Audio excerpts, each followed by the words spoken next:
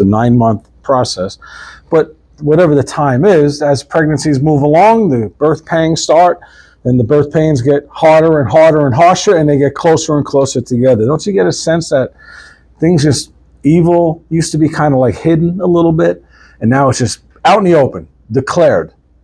And as we're finding out now about the shooter and his personal life, and I don't know if you know that, but all the things he was going on, and who he was seeing, and who he was with, it just really sticks out.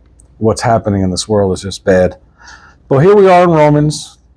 I just think of Johnny Carson when he played the great Karnak, and he always went through, he would predict what's going to be said. It was all fun and games. And he said, I got in my hand the last envelope, and he get it like an ovation because they're tired of the jokes. And I got in my hand the last chapter of Romans. You guys have put up with 15 weeks of 15 chapters of Romans. Hopefully you've learned. And we talked for 11 weeks about theology. I mean, it's good to learn about theology, because then the last 4 weeks was what to do with that theology. What to do with it. Okay, you learned some good stuff. You got the seminary degree, if you want to call it that, but now what do you do? That's a big difference. You know, how do you handle it? And how does that impact your life, and what changes do you need to make? And today, you know, we're going to talk about what it takes to do the things, what internally. Okay, we studied theology, we studied how to act in that, how to live our lives with it, but what do we need internally? What's going to drive us to actually do the things that we need to do to live the life that matches the theological positions that we believe about who God is? That's all of Romans right there, all wrapped up. It's the Constitution, Christianity. It's the last time you're going to hear this for a while, so buckle up. We studied the gospel, which is Jesus. We studied grace. We studied justification. Are you justified to be with God in heaven? We studied baptism, which came right on the heels of Taylor's baptism and Tammy's baptism, which has worked out. I did not plan it. It just worked out that way. Thank you, Lord.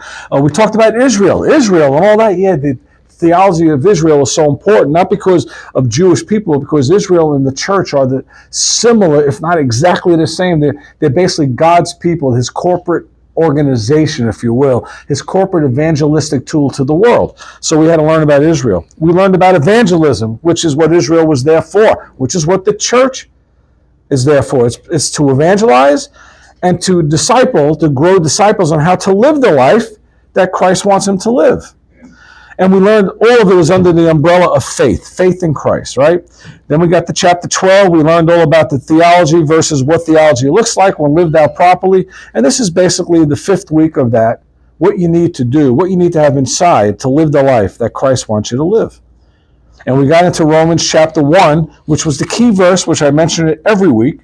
And it'll be the last time you hear this for a while. But the key verse in Romans, the whole constitution of Christianity, is chapter 1, verse 17. For in the gospel, a righteousness from God is revealed, as opposed to your righteousness. A righteousness that is by faith from first to last. Just as it is written, the righteous will live by faith. It's all about faith. Last week in chapter 15, Paul called for unity in the church. There's one way of living out this theology. Unity of purpose, unity of spirit. Not that we all like sausage rolls versus pepperoni rolls. Not that we all agree about all the end times and how it's going to lay out. You know, because the end times is old. There's been discussions for 2,000 years what it looks like. It's okay. We're allowed to discuss things. That doesn't mean that we're in disunity, as opposed to if you don't agree with me, then you can't come to my church. That's disunity. There's maybe 4 or 5 things that you need to believe that we really can't worship together if you don't. That number one, you can't be saved by works. Oh, you're still welcome here. If you think you could save yourself by works, you're welcome to come. Unfortunately for you, you're going to hear the same message all the time that you can't, but that tells me, if you really tell me you do believe in salvation by works, your works, and I keep telling you from the pulpit and from Bible study that's not true and it can never happen because nobody has ever done it, or nobody's ever deserved it but Jesus, that tells me that there's part of you that doesn't believe what you believe, because why would you keep coming to listen to the same message that's opposite of what you believe? If you believe that the God of Islam is the same as the God of the Christianity or Jesus, if you believe Muhammad and Jesus are the same, or Allah as Islam knows him and Christ is the same, you're welcome here. You're never going to hear that message. We're never going to be in unity with that message. But if you want to keep hearing about the gospel from Jesus, of Jesus, you're welcome to come. We need to be in unity of purpose and in spirit. We're here to discover more about who God is And in essence, then we learn about more who we are. And if you learn more about who you are, you start learning how great God is, how big he is. And that's what we're here for, right? Bring disciples in and grow them. And by the way, your pastor, i.e. me, is here for the same purpose. I'm trying to grow myself into being a better disciple of Christ. Your goal in being a disciple of Christ is not me. God forbid. It is Jesus is your goal. I'm just another person qualified to teach, hopefully being consistent in that, hopefully living by example in that. And if I fail in that, I let you know I fail. And I ask for forgiveness in that, not only from God, from you and from God. And we move forward, growing to be more like Christ. That's what we're here for. Chapter 15, he said, unity of spirit and purpose. And everybody loves that message. Don't we love messages of unity? We just love to hear about unity because it's something you can't really hold on to. Oh, we should be unified. Oh, that just sounds so wonderful. Like love. We just got to love each other. What does that really mean? What did that mean for Hosea in the Bible? Married the wife who cheated on you, who had God only knows how many men before, and she left him and had men after, prostitute, pregnant by many different men, kids by me, baby daddies all over the place. And now she's up for public auction. And God says, you buy her. What? Now think about it. What pastor would advise a man to go buy his wife from a public auction who was a prostitute, who cheated before him, cheated on him, had kids from multiple men? Go buy her. What do you mean, Phil? What kind of pastor are you? She sinned. Yes, she did. But you sin against God in the same way. You're adulterous to God. You cheat on God. You hold materialism over God. You hold your own pride over God. By ego, by pride. Got to be killed, right? That song we just heard. And God taught Hosea a lesson that, I don't know if I could take that lesson. And he did. He bought her. And he loved. That's true love.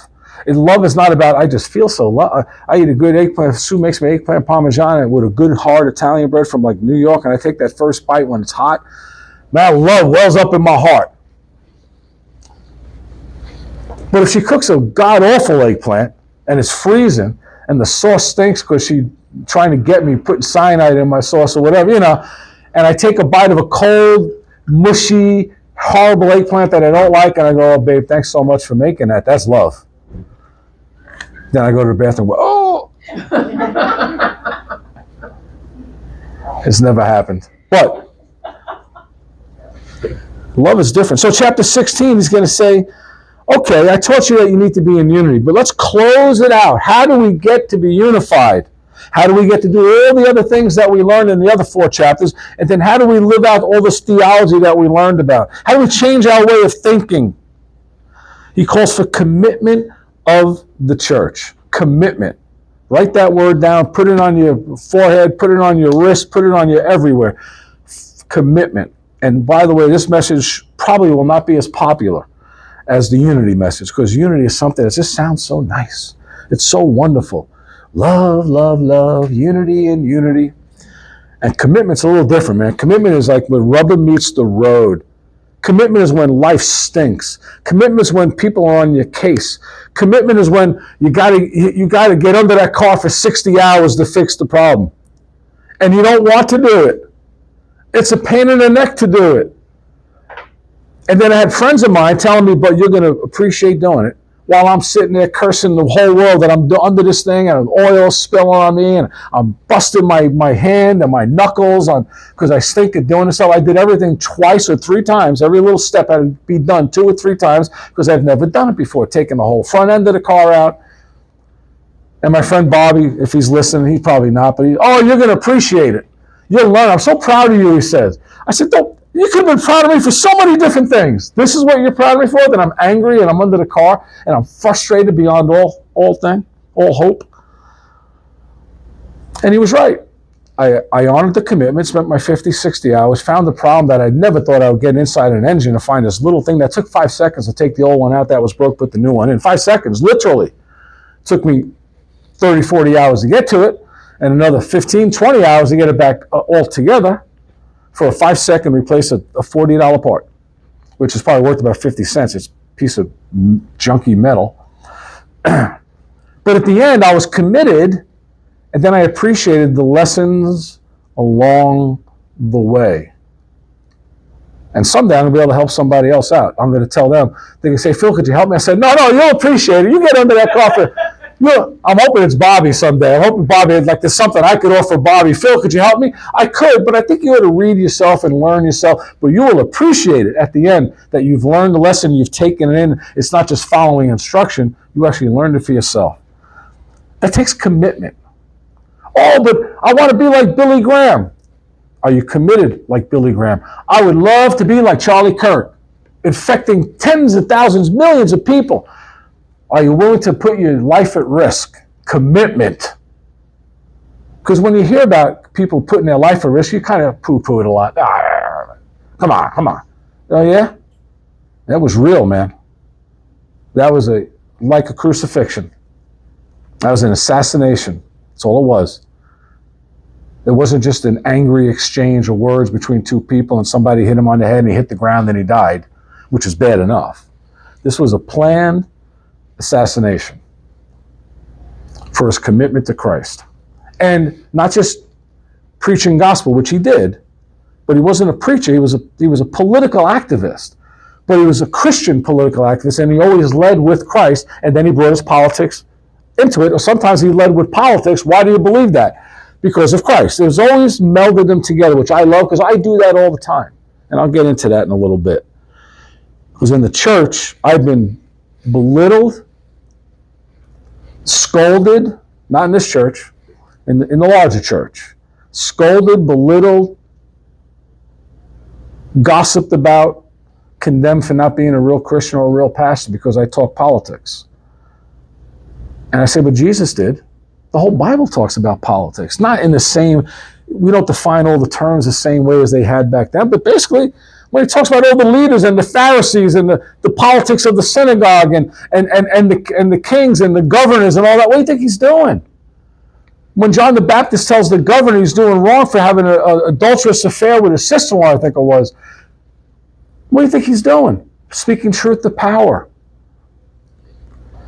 And he was killed for it. I was belittled for similar stuff, never killed for it. So we get to chapter 16.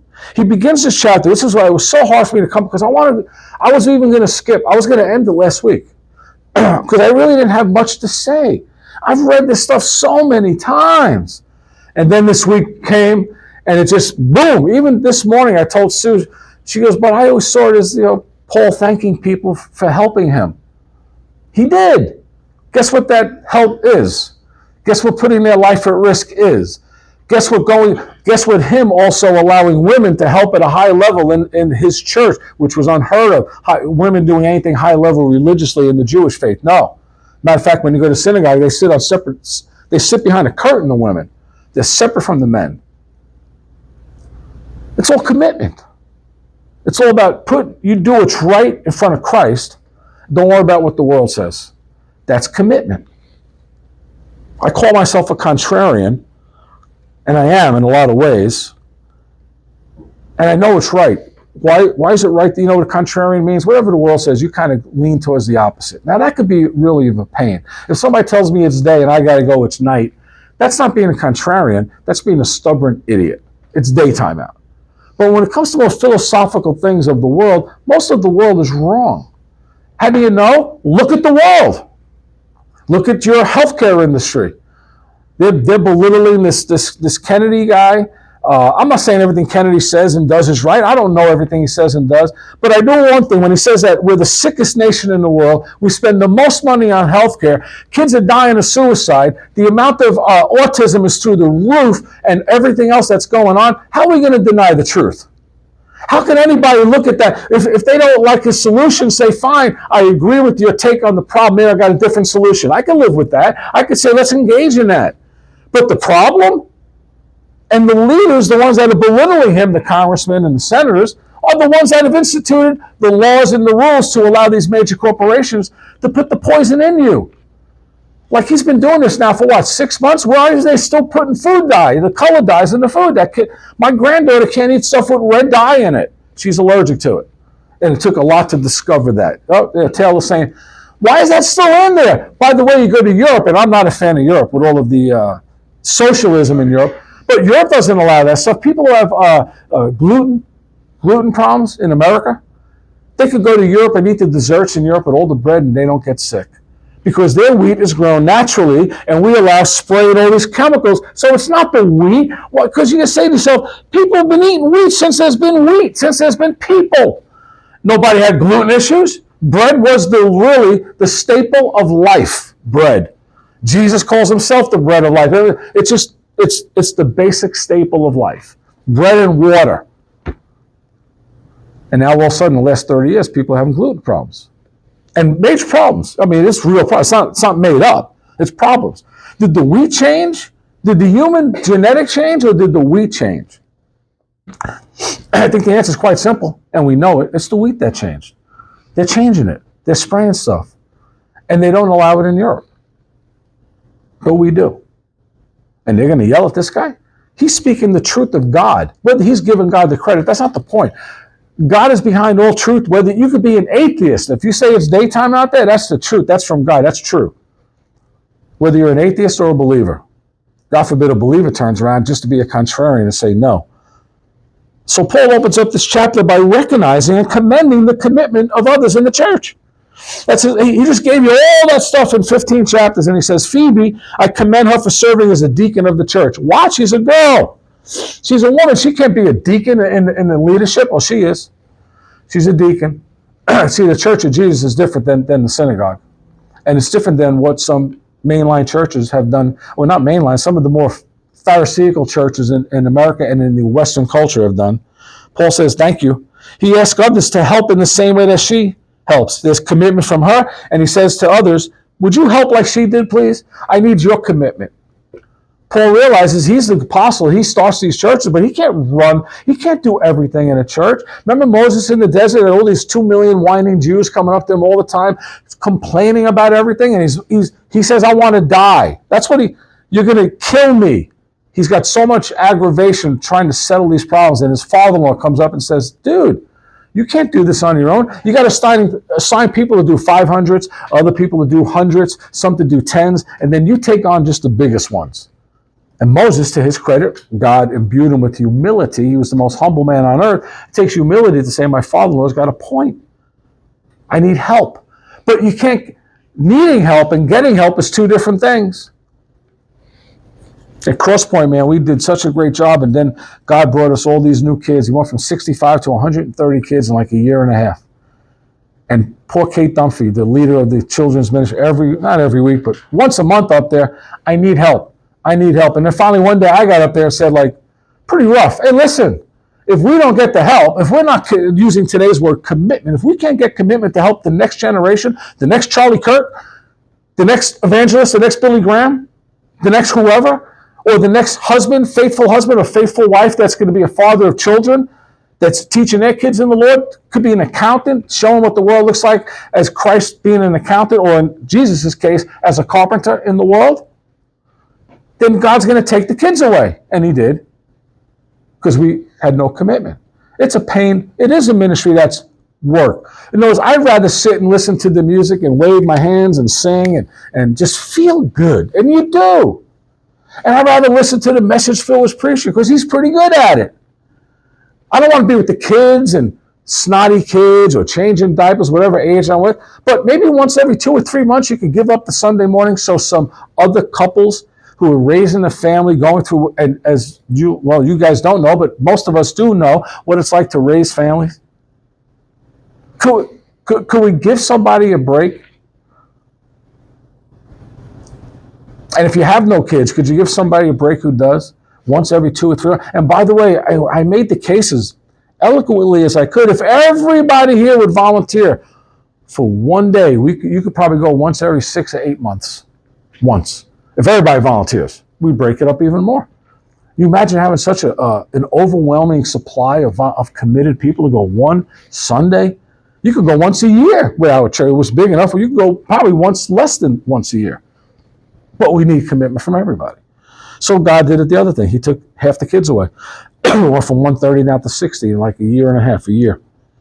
He thanks Priscilla and Aquila, a husband and wife team. He commends them for risking their lives in the service of many churches. There's a family commitment, risking their lives. Oh, that's an exaggeration. Yeah, you think so?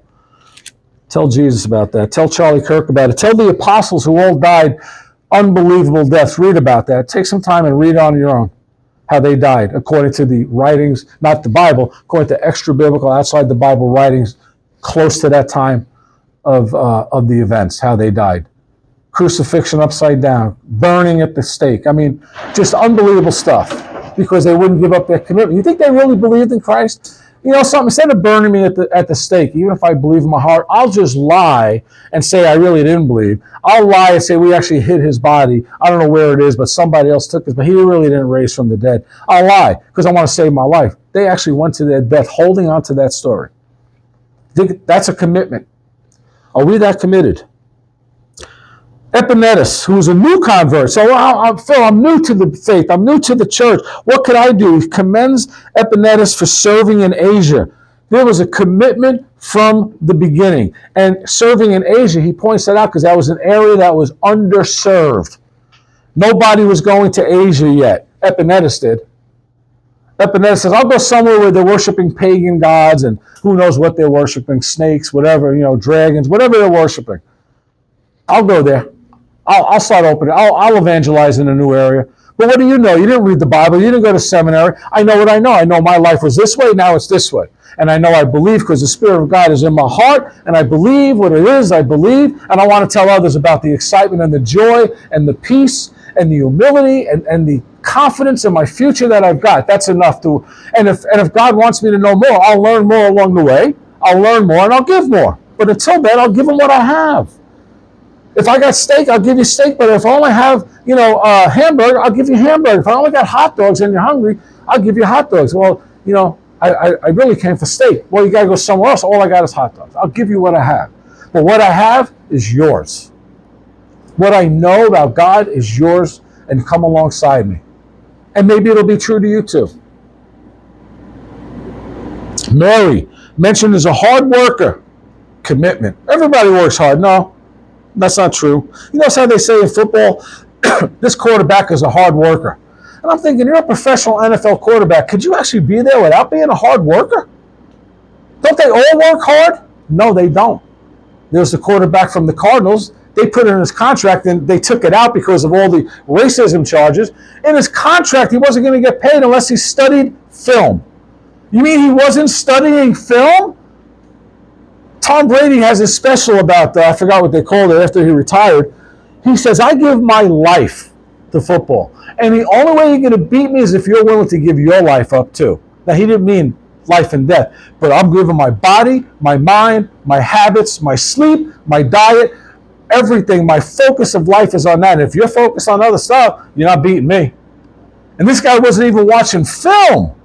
And by the way, all the talent that he has, and he's very talented, guy can run. I've never seen anybody evade. I mean, he evades tacklers better than Lamar Jackson does. He's like, he's like Barry Sanders as a quarterback. He's the first guy I've seen like a Barry Sanders quarterback. Can't catch him. But he's useless as a leader because you got to be a leader. He's useless. Never going to win nothing. Oh, he might get to a playoff one day, but he's never going to win. Because these other guys are just too dedicated. Joe Burrow, Lamar Jackson, Patrick Mahomes, Justin Herbert. These guys are all more dedicated. You can see the difference in these guys. Why do you think Aaron Rodgers only got one Super Bowl? Is there a more talented thrower of the football in the history of the game? No. Nobody's more talented other than Joe Namath, but he's the great. He's all by himself. But other than that, he's talented as it goes. But he only won one time because he's a knucklehead. You can't depend on him. He's not unity. He causes disunity wherever he goes because he knows better than everybody. Man, he could throw. And if he couldn't throw, he would have been out of football 15 years ago. Here's a guy brand new. It's okay. Andronicus and Hunius, relatives of Paul, spent time in prison with Paul. Okay, they went out, Paul. They did this. They did the church planting thing. They're walking from town to town or taking boats across the Mediterranean. Whatever they're doing to get to where they got to go. And these two family members go with him, and he goes to jail, and they got to go with him. How's that for commitment? So when I was going to lay down in front of the big roller on the road when they lied to me about what they were going to leave us for Family Fest, I said I'm laying down in front of that thing tomorrow. We have about 50 people from church there. We'll be there tomorrow with you. I was excited because I was going to put them under it. I was going to be the last one in line. But I was a little nervous. I'm saying I'm laying under the roller. I was going to do it. And I sent out an email to pray for me. I didn't ask for any volunteers. Pray for me, because if they decide to test me, who knows who knows how I'll get injured. I'm not looking to get injured, but I'll risk it for the sake of Family Fest, because we planned, we spent money, we spent thousands of hours of plotting, and now they're just going to take it away because anti-church. I was so heartened. And you know what the word encourage means? We talk about encouragement. You know what that means? Literally, to give courage. That's what it means. It gave me courage to go do what I was going to do. And it turned out they wrote me a letter like 11 o'clock at night. Okay, we're not going to, because I told them I'm laying under it. I'm bringing down the newspapers with me to take pictures. And they said 11 o'clock at night, and that's okay. We won't do it until after Family Fest. Thank you. God honored it. Doesn't mean I wasn't nervous. See, courage has nothing to do with lack of fear. I've heard this before, and I just repeat it because it's so true. To have courage has nothing to do with no fear. If you have a lack of fear to go under a roller, you're mentally lacking. There's something wrong with you not to be concerned. But the courage is to act in the way you know God wants you to act, in spite of the fear, in spite of the concern. Of course I was afraid, meaning I was like nervous. Not afraid enough not to do it, because God will, if I get rolled over, I'm going to heaven. I know that. I know it. But still, who wants to die under a roller? Is that something like we wake up one day, you know what I'd like to do today? I can't decide whether I want a good Italian meal or to lay under a roller. But if Sue makes that cold eggplant again, maybe the roller is not a bad thing. If I ever get under a roller, you can say, man, Sue must have messed up that eggplant. Apelles was tested and approved for the commitment. Tryphena and Tryphosa, I love that, were women. I guess, I don't know if they're twins or whatever. Tryphena and Tryphosa were women who worked hard in the Lord. Commitment. Another friend of Paul, his name is Persis, he's commended for working hard. Commitment. In other words, when he's commending people for working hard, that means there are people in ministry that aren't working hard.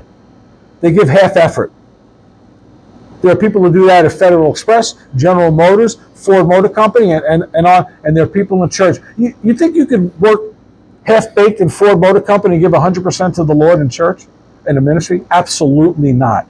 Either you're a 100% guy or girl, or you're not. Because if you're 100% in church, you'll be 100% in Ford too. Meaning, for the time you're there, you give it your all. And then when you volunteer for a ministry or get paid for a ministry, you give it your all. You're consistent. You're the same person. You can't be more committed in church than you are at Ford. God's got you the job at Ford. Give it your all. God's given you the ministry at church. Give it your all. Give everything you've got. Rufus, I love that. That's a biblical name, Rufus. And his mother commended. Paul said she'd been like a mom to him. You think she was committed? She took him on as a son. Not literally, but that was the relationship. He worked hard. She took him on as a son. And many, many more. And this is one chapter. Many more people are mentioned on Paul's list of praise for their commitment to him. And over everything else, their commitment to him meant, in his mind, their commitment to the Lord. You're not committed to the pastor. You're not committed to Renewed Church. You're not committed to me. But if you are committed to me, it's actually committed to Jesus, as long as you feel what we're committing to together is for Jesus. If you're building up my kingdom, then you're committed to me, and you're a fool. Leave. I don't want to even ask you to do that. Leave, get out, say Phil's building his own kingdom. He's materialistic, whatever it is. Whatever you think he's building, get out. Don't waste your life. I don't want to see you wake up one day 10 years from now and say, I worked 10 years for I thought it was for the Lord, it was actually for Phil. What a horrible thought. I would never want to lay that on anybody. Look at those epithets that Paul has. I wonder what God's writing on Charlie Kirk's epithet right now. What is he saying about Charlie Kirk right now? Hard work, definitely. Courage, put his life at risk, clearly. Loving others who maybe didn't deserve it, yes. Treating people with truth, yes. I would love to see what the the gravestone from God's hand would say for Charlie Kirk? Because I know they're going to put a very eloquent thing from his wife. I'm sure she seems like a wonderful person. I watched a little video of how they met each other. I recommend it's like a 5-minute video. It's just like it almost brings tears to your eyes when you see how they met and how persistent he was. What a dog, in a good way. What a dog! Like, you know, he's interviewing her part of it to get a job at Turning Point when it was brand new, basically, and he says, "Meet me for a burger, Bill's Burgers in New York." She never heard. She was there 5 years in New York. She didn't hear of it. I lived in New York my whole life. I've never heard of it, but I guess it's a big burger place now.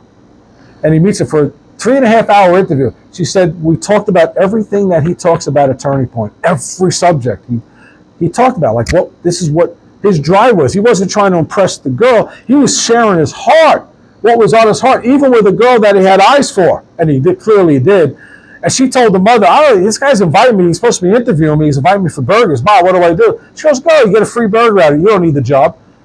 Because she didn't need the job. She was already pretty successful. She traveled, I think, many different places. And at the end of 3.5 hours, he leans back and he says, I don't want to hire you. She's shocked. But she says, okay, I figure I got a job. I don't need it. I want to date you. That's honesty. The integrity, though, not to hire her to date her, because that's not allowed, right? You got all the power structures and all that stuff in human resources. Although people break it all the time. I get that, but he's got integrity. I want to date you. And she calls the mom, I think I got a boyfriend. And he says, I want to date you to consider marrying you. That's how much I like you. And dating was not like we date to have sex before marriage. They dated just to get to know each other in a godly way. This guy's a young guy at the time. He was 26 at that time. He was 18 when he started this Turning Point. It's really crazy. I'm jealous of him in a way, and I'm mad at myself in another way, because long before Charlie Kirk, when Charlie Kirk was 10 years old, when I graduated seminary, when I went to seminary, I think I told you a story a couple of weeks ago, I think. The professor said, I'm interviewing with him, like whether they want to let me in. Why do you want to come to seminary? And I said, do you want the church answer or do you want Phil's answer? He goes, well, what's the church answer? To become a pastor. He goes, you don't want to be a pastor? I go, absolutely not. The last thing in the world I ever want to be is a pastor. He goes, why? I said, I've been in churches. I see what these pastors go through. Who would want to give your life to something? It's one thing to have my neighbors berate me, but not the people who I'm ministering to, who I'm giving my life for, to tell me everything I do is wrong. It's all selfishness. Who needs it? Well, what would you like? What's Phil's answer? True story. I've mentioned it so many times, maybe not here. Sue knows it. I want to go to college campuses, and I want to debate college kids about the world and their worldview, because I do it well. God's given me the ability to pick out data real quick on the conversation. Something I'm naturally wired to do. I have information, both biblically and politically and historically, and I can regurgitate it, and I can think about what they need to hear quickly. And I don't mind being in the lion's den. I don't mind being in a hostile environment. I do well with that. My heart rate slows down. I do really well. But I said, how would I get a job like that? Like, who's hiring to go to college campuses? Well, Charlie Kirk probably thought the same thing. And I was already a businessman, and all the businesses I started were my businesses that I started from scratch. But this was church. I thought it was something different. I could have done the same thing he did. He started from nothing. No money, no funding, just an idea. He went to like a couple of months of community college. And people, they'll tell you when they met him early on, I watched his first interview when I saw it the other day on Fox. They were playing his first interview. I remember watching that interview. I didn't know who he was. There was 3 young kids, 3 18-year-olds being interviewed. But he had a dream. That dream was from Jesus, obviously. He knew college campuses were underserved. They needed to hear the gospel. They needed not to be a cone of silence to any other view but a liberal progressive view. They needed to hear other views. He didn't say, let's get rid of the liberal view. He said, let's compete with the liberal view. We have answers. We have facts. We have rationale. We have the Spirit of God on our side. 18 years old. And look what he started. A worldwide movement. He's got like 4,000 chapters in high schools and colleges. 4,000 chapters. Now Sue says since he died, how many people applied? How many emails did they get? 18,000 emails looking to start chapters. 4,000 was amazing. That's more. What's the company that Murph supports? The Fellowship of Christian Athletes, FCA. And I've gone to some of their events, and they've got lots of chapters. They have these huddles in high schools around flags and stuff. They have prayer meetings. He's got more than Fellowship of Christian Athletes, which has been going on for like 50, 70 years. Because he was smart. Fellowship of Christian Athletes is amazing, amazing. They're mostly focused only on the religious aspect. What this guy's genius was, and I agree because I was berated for it, he says, basically, if I'm allowed to speak for him, my religion is useless if it doesn't impact my view of the world. Forget about the world of politics. What about abortion? What about homosexuality? What about transgenderism? What about, does my religious belief affect whether I believe in a capitalistic economy or a socialistic economy or a communist government or a socialistic government or an election or a constitutional republic like we have? Like, what does my faith tell me? And I'm going to promote that, both faith-wise, spirit-wise, and also through rational thought, to compare these different views. I sound like Trump. Hey, Donald, what do you think? I wish I could do the voice. But that's just a unique thing. And I'm hoping, my prayer, I know where he's at. I don't need to pray for Charlie Kirk. I have to pray for the family. But she seems really solid. I got to pray that he brings up another 5 or 10 Charlie Kirks. Because now they got all these 18,000 applications. I'm going to talk to you Tuesday about me sending in an application for what they call the Turning Point TCP faith. Churches could get involved. I'd love to. It's right up my natural alley. And it took an 18-year-old kid to do what I wanted to do. Now, I'm glad I'm a pastor, and I love pastoring, I do. But my vision back then was to do exactly what he's doing. That's my natural wiring. Argue, debate. And he did it. Man, give him credit in the world. Give him all the credit. And God blessed it.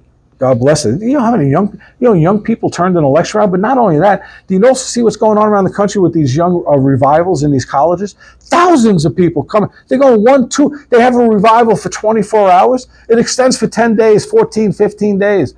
All day, 24 hours, not for an hour, 24-hour revivals. And young kids coming to Christ getting baptized by the hundreds. Is it real? Hey, was it real at Billy Graham Crusade? I don't know. It was real for me, as it turns out, because I could see now. But when it happened, who knows all these people coming to accept the Lord? Who knows if it's real? Let God iron that out. All you can do is cast the seed. God rains on it. God grows it. God trims it. God does all of what a gardener does. He's noted as the gardener in John chapter 15. Let God do that. It's my job. What's my job, though, in the scripture? Cast the seeds. Cast honest seeds, truthful seeds. Don't cast a seed. If you come to Jesus, you're going to get all the dreams met. You're going to get the most beautiful wife, the handsomest husband, the most obedient children, and you're going to make $500,000 a year if you come to Christ because he wants you to be rich. Then it might happen to you, but that's not a promise I'll ever give, because who knows? Because I'll attract a lot more people with that than the promise if you come to Christ, you'll get beheaded, you get shot in the neck. Volunteer for Christ, you get shot in the neck. You're not going to win many people, but Christ talks about that, persecution. He doesn't say, if you get persecuted, here's the deal. He goes, when you are persecuted in my name. When. We all get it. I get it. I get it online. I got friends of mine from baseball teams, high school baseball teams, guys I admired. And they see the world in a different way. Yeah, it's really a shame. We grew up in the same exact neighborhood and they see things differently. What's God saying about Charlie Kirk? I had the desire to do what he did long before Charlie Kirk even knew about it. And I did nothing with it. I went to speak in front of a couple hundred high school kids in Iowa for a week. It was great. I love doing that. But he started his whole life centered around debating and opening up free speech conversations. That's what got him killed. He was under death threat all the time. Nobody believed it. The idea of commitment can sometimes cause people to get their backs up. This may even cause your back to get stiffened up. Listen, Phil, I've committed this much to the church, this much to God. That's all I'm going to give. And when I say that's fine, that's your commitment. I can't change that. All I can do is give you courage to increase your commitment. We all have bandwidth to increase commitment. If Billy Graham could increase his commitment, and he did, and if Charlie Kirk could increase his commitment, and Phil could increase his commitment, then you can increase yours. To what degree? You have to deal with, you could come to me and talk to me, and we could sit down together and ask you 50 questions and have a conversation, and we could look at what your bandwidth is to grow. But it's only going to grow as much as you want it to grow. You know, there's a saying, and it's so true. When you want to get something done, it's not nothing to do with church. You want to get something done? Go to the busiest person you know. Is that counterintuitive? You should go to the person who's doing nothing. They got plenty of time. They got extra. They don't give money. They got lots of money. They're making a lot. They don't give anything away. Whatever. They got talent. They got education, but they do nothing with it for the cause. That's where you go. But no, go to the busiest person because their bandwidth grows because their commitment is big. And of course, there's a preview for Tuesday. If we decide, or if you decide, yeah, Phil, let's grow the church. Meaning, I'm not talking Northridge. I'm just talking about, let's think about 50, 75 people for a year. Let's see if we could do that. Maybe it goes more. I remember Family Fest, my first one. We had 500 people total, 150 from the church. 350 people came from outside the church. This was a miracle. A miracle. My vision was like, maybe someday we could get 1,000 people from outside the church. The last year I was there, 10,000 people showed up. Again, maybe 200 from the church, 250, and the rest of the 10,000 was all outside the church. I had no plan. I am lying if I say I knew that was the vision. God gave me a vision to do that. I probably would have been thinking it's the devil telling me 10,000. There's no way. In Wayne on the property, 10,000 people are going to show up. Traffic jams all over the place. Couldn't find places to park cars. Not just the classic cars, regular cars. They had to use parking lots in schools, and we transported people on golf carts to get in, and yada, yada, yada. As big as our dreams can be, and I'm a pretty big dreamer typically, and God's dreams are bigger. And it's hard to accept sometimes, even from a dreamer. Most people are not the kind, they don't have my personality, they don't dream at all. They feel because they've been beaten down. It's called The Message of the Arrows. Read a book called The Sacred Romance. It's about Christ. And I read that book first of all, in seminary. Who wants to read The Sacred Romance? It sounds like so girly. Well, I'm going to read a romance book in seminary? One of the greatest books I've ever read. And it was about romancing God, romancing you, trying to attract you. And chapter 2 was The Message of the Arrows. And summarize it, 30 seconds. When we're young, remember laying in bed when you were young saying, we can handle, nobody should be without a home. Nobody should be starving for food. Everybody should be blessed. Everybody, you don't use the word blessed. Everybody should have, I want to cure all the world's problems. I want to cure all the family problems in my own family. I want to see everybody get along. Those were messages from God because they were good. But your mother, your father, your cousins, your brothers, your sisters, your friends from school, and your coaches or whatever, all told you can't do it. Don't be stupid. Stop dreaming like a kid. That's the message of the hour. That's what the world does. It knocks you down. So if we decide to move forward, but your commitment is not there to move it forward, then you're going to be laying it all on me and anybody else who commits with me. But we got like 15 to 19 people maybe available to us. If I could get a commitment of 10 of them to actually share the load, man, it'd be nice. It'd be real nice. What does that mean? Like, here's what it means. When I was handing out, I printed 15,000 tickets every year to invite people to Family Fest. 15,000. I went to car shows 7 days a week for 8 to 10 years. And I handed out every one of those. The first year or two, I just left them in cars like they do for the car shows. I figured, something? I want to talk to people. I would never leave it in the car unless they told me to. I talked to them and invited them personally every single night. I asked the people in the church, please come out with me and hand out the tickets. My feet were sore every night, walking all night long, handing out these tickets, arguing with people because they think you're lying. It's really not for free. What are you trying to do? What's your real motivation? I mean, this is part of it. Giving people free everything still calls into question because it's a church. And I got in arguments with people. I didn't yell and curse, but there was some, once in a while, every once in a while, once a month, there'd be a curt exchange of words because I'm tired of being told I'm lying to you when I give you these tickets. We'd actually be handing out the free food. On occasion, somebody would get the free food and say to Perry or Sue, where do I give the money? It's for free. And true story, they would back away, take out their cell phone, and call up somebody in the house saying, it's really true, it's for free, come on down. Like they were up there spying the situation to see if we asked them for any kind of money. And they got their stuff like advertised. It was for free. Of course, it was a manipulation. It was a manipulation that if you decided one day you and your family needed to discover God and you never went to a church and you decided maybe we could discover God at a church, where can we go? Maybe that church that gave you the free food and the car show and the trophies and the music and the bouncies and the zip lines and the petting zoo, maybe we'll give that church a try. That's what it was. We didn't put a car show on for the sake of doing a car show. I didn't spend all that time and money and have thousands of hours when it comes to the whole church into it just to do a car show. Who cares? I can go to a car show anytime I want. Now I go to a car show, I put it on my chair, I sit down, I relax. I don't hand out tickets no more. It's more fun now. But I asked so many times for people to help give me tickets. One time a guy came out with me. He handed out 3 tickets. He met somebody he knows from his job. And it was next hour he's talking to the person. And I'm walking around handing out tickets and talking to people. And I told him, dude, you're supposed to be helping me. Yeah, I got caught up. Dude, see, that's not commitment.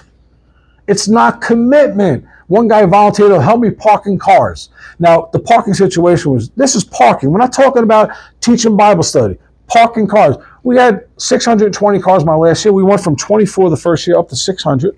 Figure a straight line. It doesn't matter, And this guy was going to help me out. And if you didn't help, people would just park where they want to park. That's why we needed parking guys. And if you park where you want to park, imagine hundreds of cars parking.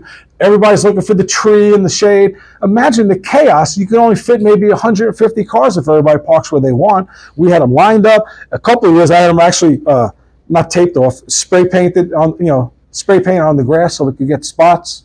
I went to my friend Skip. He does all that stuff for a living. He told me how many feet to give, and we did it. And so he's going to help me. I'm so thankful you're going to help me. Thank you. 3 cars, and I'm going over here. I'm expecting him to do that side. And I turn around. He's outside the car talking to somebody, having a long-winded conversation. We almost got in a fist fight there. I said, dude, what are you doing? You're leaving me hanging out to dry. No commitment. It became a show. If I could talk to people I know, it's a show about me. No, it's not about you. It's about actually parking cars. Yeah, but that's not really sexy, Phil. It's not. It's not. But the cars need to be parked in order so we could fit the most possible cars on the property. So that's what I'm talking about, commitment. It's not just going to seminary, although that could be another commitment, depending on what God's calling you to do. Commitment. We need it. Otherwise, we'll only grow as far as God is willing to use me to grow. Are you committed to prayer?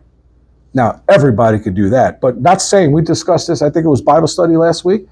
Oh, I'm going to pray for you. Don't tell me you're going to pray for me. Pray for me. Actually pray. Go to the front of God. You don't got to be a big thing. You don't got to put a spotlight. You don't got to put it on Facebook Live. You just sit down, you and your husband, wife, friend, whatever, all by yourself, and just pray for me. Pray for the church, that whatever we do gets success if God wants it to have success. Pray. Because otherwise, we probably won't be able to make it as a church for another 3 or 4 years, 2 years maybe, because people are getting older, sicker. They're going to decide to move. This is not a bad thing. This is nothing wrong with that. People's lives change. But if we want to survive as a church, we need to have replacement people for those who no longer attend for whatever the reason is. Can't survive without it. Can't survive without it. The idea of commitment can make us uneasy. We get our back stiff. We get agitated by it. But it's real. Paul says, I urge you, brothers, to watch out for those who cause divisions and put obstacles in your way that are contrary to the teaching you have learned. That's verse 17. So in other words, Phil's talking all this stuff. If it's godly, somebody may stand up against you and say, don't listen to what he's saying. He's out for himself. Can't you tell? Don't be deceived. He says, keep away from them. I've had to lose some friendships and relationships, even in the past 5 or 7 years, because it was not in any way encouraging me to obey God. it was more, not it was active discouragement, but when you don't encourage people and you kind of poo-poo it and nothing's ever right, nothing's ever praised, it's always discouraged, it's always criticized, I just stay away from that. I don't need it. And my life is better. Initially you leave and it's like, it hurts. It's like the flesh. You're leaving your right arm somewhere, you're leaving a finger off your hand, whatever metaphor you want. But eventually, it actually, God replaces it and you're better off in your life. That's a decision you have. That's commitment. Verse 18, for such people are not serving our Lord Jesus Christ, but their own appetites. By smooth talk and flattery, they deceive the minds of naive people. Everyone has heard about your obedience, Paul says about the church, so I'm full of joy over you. But I want you to be wise about what is good and innocent about what is evil. He's not saying don't know what evil is. Be innocent in the practice of evil. Don't be an evil practicer or an evildoer. Stay away from evil. And evil, what is evil, Phil? Anything not to do with God. If it's from God, it's good. If it's not from God, it's evil. It's from the world. Even if you think it's a good thing, but if God's not involved in it, it only could be used as anti-God. Devil will say, you're doing good stuff. You don't need God. You don't need to participate in the church. You're already coaching Little League. That's a good thing. Okay, but what is the Little League coaching? Is it bringing anybody closer to Christ? Are you teaching lessons other than baseball? What is it about? If life is not seen as serving God in its totality, not just going to church on Sundays, or even attending Bible study on Tuesday or Wednesday, or whatever day the church had. Hey, they're a church. I went to a church right after I left Crosspoint, a growing church with 4 locations. Nice people, man. They asked me to preach a couple times. I did that. I taught a Bible study. That was the only Bible study I had. They never had a Bible study at the church. How do you have a church without studying the Bible? I don't get it. Now, I never discouraged, but when I talked to the pastor about it, he goes, well, would you like to teach one? Love to. See, it's one thing. We need a Bible study here, Pastor. You want to teach one? No, I didn't say that. I just said we need one. Well, teach it. They needed a committed person. They found them. I had plenty of people tell me. I had this one lady when I came to church, somebody that Deb knows. She says, I was there for like 4 days. She comes in for a personal meeting with me. Okay, what's up? She goes, we need to send kids to this camp, these youth camps. And she mentioned the camp. I never heard of any of these camps. When I was young, when I was in my 30s and 40s, this church always sent kids to that camp. I said, sounds great. But I can't pass and also organize bus trips and insurance and getting hotel rooms and food. She was a business owner. So she understood things. I didn't ask a person with no experience and no mental capability. I said, I like the idea. Would you organize it? I'm talking about get the dates, get the hotels, collect the money, the administration of it. Because I love the idea, and I'll promote it. I'll go to the youth pastor. I will get this thing off the ground. But we need somebody to actually do the grind. Oh, I can't do that. I said, didn't you just tell me you sat in front of me and tell me how smart you are by you owned the business for years? And now all of a sudden I ask you to organize a trip with 20 kids in hotels and meals and getting a meal at the Golden Corral or something. You can't do that? I thought you were smart. Because now it's commitment. It's one thing to brag. That's not commitment. Another thing to actually spend. It was going to take of her life, I'd say 30 hours of time, 40 hours of time over 9 months. Yeah, that's a lot of time. Not chump change. It's real time. Somebody got to do it. Instead of sitting down and telling me what I got to do, I'm there for 5 days. Commitment. By smooth talk and flattery, they deceive. Everyone has heard about your obedience. I'm full of joy over you, but I want you to be wise about what is good and innocent about what is evil. The God of peace will soon crush Satan under your feet. This is Charlie Kirk. I don't want to be controversial. I want to be theologically correct, and I want to shake you just a little bit. Charlie Kirk has seen the result of Satan being crushed under Jesus' feet. What do you mean? He got shot, but he's sitting next to Jesus now. I don't mean like he's the highest. I'm saying he's in heaven with Jesus. He sees him face to face. Any doubt he may have had has been erased. He's joyful. He's happy. And I'm sure he's been encouraged by God himself that his wife and his children are going to be taken care of. That may be by themselves, meaning without another man, or they may provide another husband. I'm not saying she's on the prowl. I'm saying who knows in 5 or 6, who knows what God's going to provide? Who knows? But Charlie could rest assured that they're not going to be left alone without the provision of God. And that's difficult to hear, because we don't ever want to lose a husband, a 31-year-old father of 2 who seemed to really love his wife, and she really seems to love, when I say seems, I don't know, but they really seem to love each other deeply. And you say, why would God take them away? And we don't know. But I'll be able to tell you in 5 years from now, if these 18,000 chapters start up and around the world, and high schools and colleges and churches, and a whole bunch of Charlie Kirks are rising up, and they're going out and doing all the speaking, because they said there's a tour scheduled for this fall to go to college campuses. The wife said it. The tour is going on. And how many more people are going to show up now? He gets like 2,000, 3,000, 4,000 people, which is amazing. I am telling you, I may be wrong, but I'm thinking 5,000 and 10,000 people are going to show up now. They're going to want to see what this wife's got to say. And I hope she does it well, because she will be there. Is she going to be the lead speaker? I don't know. I don't know if she knows. She's processing things that we can't even imagine right now. Maybe we can, but the grace of our Lord Jesus be with you. The reason why I'm a pastor today, at 40 years old, I came to the Lord at 32. Participated in church from the beginning. Every level, sweeping floors to teaching Bible studies after a couple of years on Sunday schools, and yada, yada, yada. Then I was a part of I led a men's ministry on Saturday mornings for a while, and all that good stuff. But I said at 40 years old, there was something I'm not doing.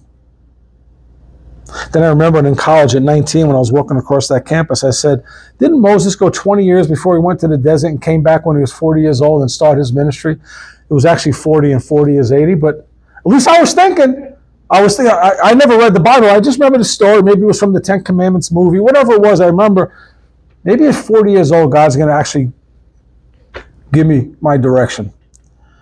And that's when I said, I got to go to seminary at 40. And why did I say it? Because my life is short. I'm entering the second half. And with my health issues and my mother's health issues, me taking the same direction as my mom, who died at 61, I may be I may be in the home stretch, not the last half. I don't know. I mean, you just don't know. So I better start getting serious. Now, most people say, Phil, you're doing so many different things. You teach, you do all this thing. You sing on the praise team, like you sweep floors, whatever you do. God's blessed you to be in a business where I could take that time and offer it to the church, which I loved. I didn't think it was a sacrifice. I love church. Bill Hybels says, it's the best place on earth to be when it's operating properly. And I would always add to it's the worst place to be when it's not operating properly, because you're hurt, when it's a broken family dynamic at that point. And so at 40, I entered seminary. And then I told you a story how I became a pastor.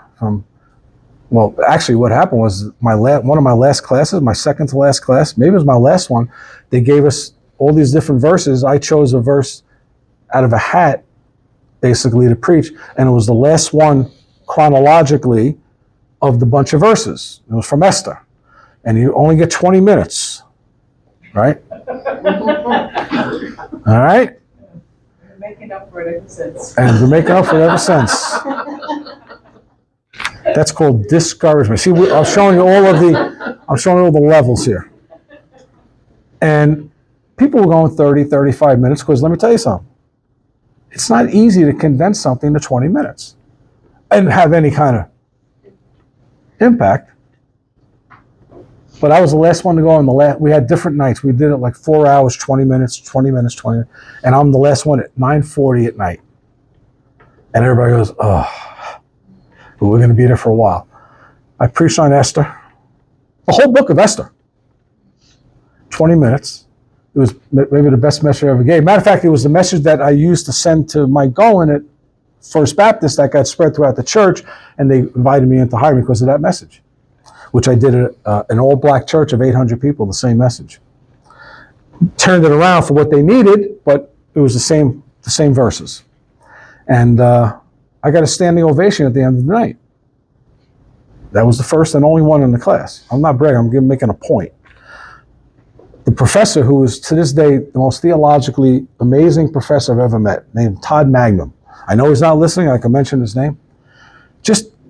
I aspire to be as theologically sound and knowledgeable as Todd. And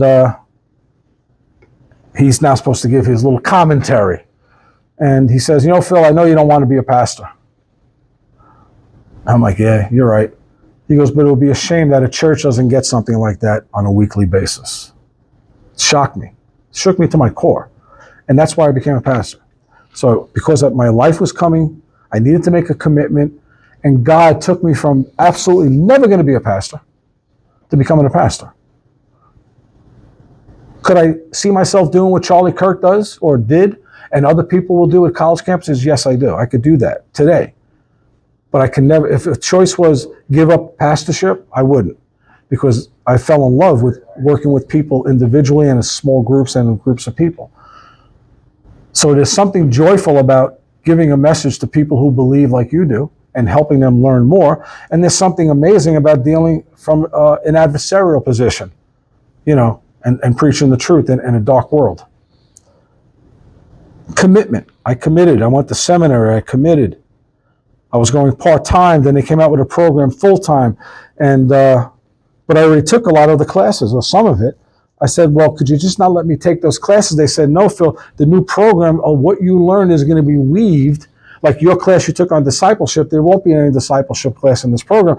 It'll be melded into a lot of the program. So the information that you learn will be learned again, but there'll also be new information.